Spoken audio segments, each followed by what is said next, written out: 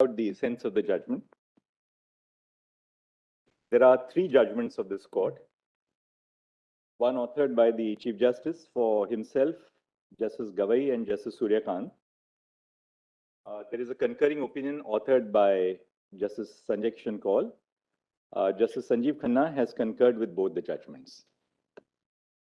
The reference before the Constitution bench raises the following questions for determination. A, whether the provisions of Article 370 were temporary in nature or whether they acquired a status of permanence in the Constitution. B, whether the amendment to Article 367 and exercise of the power under Article 371D so as to substitute the reference to the Constituent Assembly of the state referred to in Clause 3 of Article 370 by the words Legislative Assembly of the state is constitutionally valid.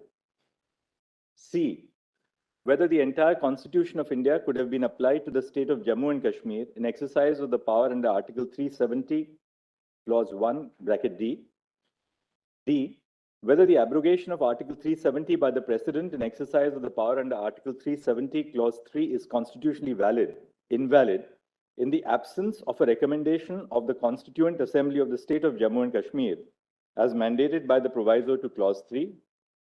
E, whether the proclamation of the Governor dated 20 June 2018 in exercise of power conferred by Section 92 of the Constitution of Jammu and Kashmir and the subsequent exercise of power on 21 November 2018 under Section 53(2) of the Constitution of Jammu and Kashmir to dissolve the Legislative Assembly are constitutionally valid.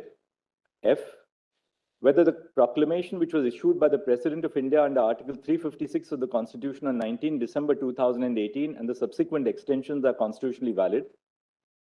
G, whether the Jammu and Kashmir Reorganization Act 2019, by which the state of Jammu and Kashmir was bifurcated into two union territories, the Union Territory of Jammu and Kashmir and the Union Territory of Ladakh, is constitutionally valid, bearing in mind, 1, the first proviso to Article 3, which requires that a bill affecting the area, boundaries, or name of a state has to be referred to the legislature of the state for its views.